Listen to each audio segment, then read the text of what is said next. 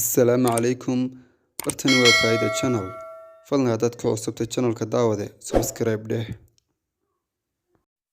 Rumaynta rajada ama gaadhitaanka guul ayaa waxa ka horreeya inaad samayso dadaal iyo tacab dheeraad ah. Haddaba waxaa jira qorshayaal muhiim u ah gaadhida rajadaada amba guusha. Waxaa idinka soo qaadi doonaa 3 qodob oo aad ugu muhiimsan inaad gaadho rajadaada amba guul aad doonayso inaad ka dhabayso marun. Qodobka koowaad ayaa ah inaad samaysato meel aad u socoto doonayso inaad marun gaadho. Qodobka labaad ayaa ah samayso qorshe cad kaasi oo kugu hagaya meesha aad doonayso inaad gaadho.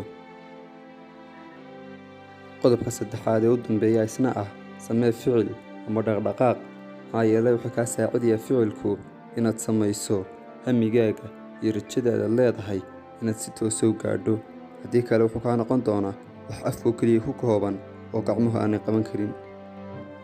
Dadka badankoodu waxay leeyihiin hami iyo rajo ay doonayaan inay marun gaadhaan, hase ahaatee intooda badani qowlkooda iyo ficilkooda isma waafajiyaan.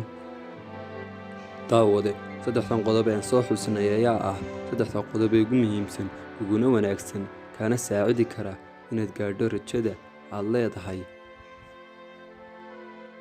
Haddii aad si fiican u dhaqangeliso, waan hubaa inaad ka faa'iidi doonto.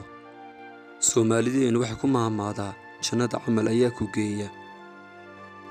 Jannadu waa halka aynu doonayno inaynu gaadhno, ilaahayna ka baryayno inaynu galno. Camalada kala duwan ee aad samaynayso ee soon leh, salaad leh, saka leh, ee xashi leh, kuwaasina waa qorshayaashii aad ku gaadhi lahayd jannada kuna geli lahayd. Dhammaan cidda ficilka samaynaysaana waa adiga.